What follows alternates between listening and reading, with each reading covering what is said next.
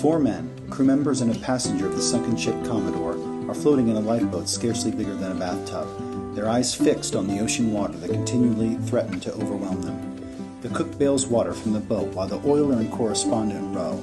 The captain of the Commodore is injured, consumed with despair and visions of the sinking of the ship and the faces of its crew members.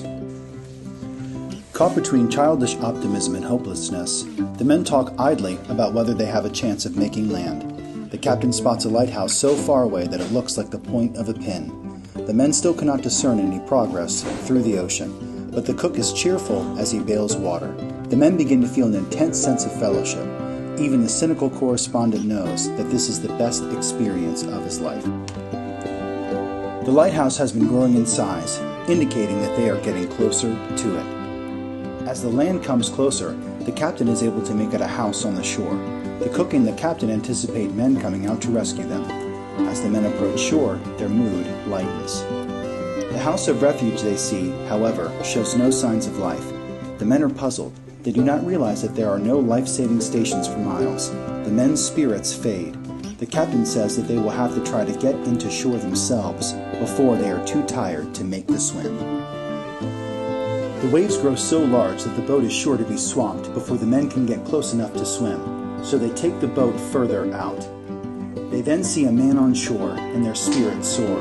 He begins to wave a coat at them. The man is joined by a second man and by something on wheels, which the shipwrecked men excitedly hope is a boat being readied for launch. Eventually, in despair, they identify the thing on wheels as an omnibus.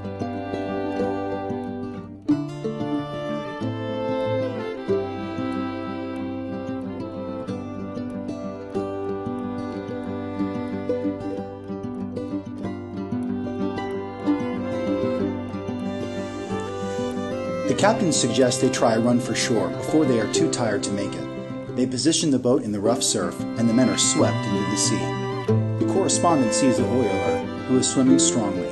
He sees the cook from behind and the captain hanging on to the overturned dinghy. The correspondent reaches a difficult current. The captain tells the cook to turn on his back and paddle with the oar, and the boat sweeps past with the captain still clinging. The effort to get to the boat is so great that the correspondent realizes that drowning would be easy and comfortable.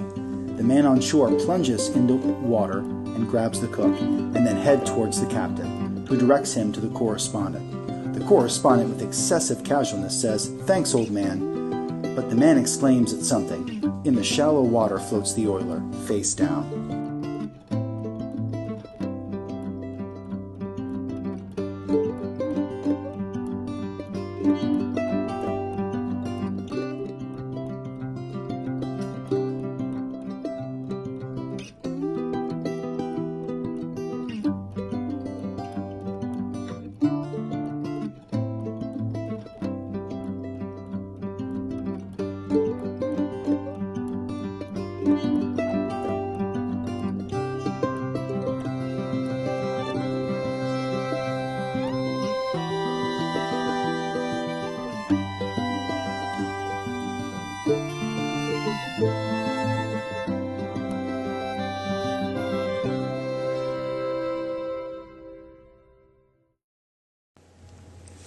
The correspondent reaches land.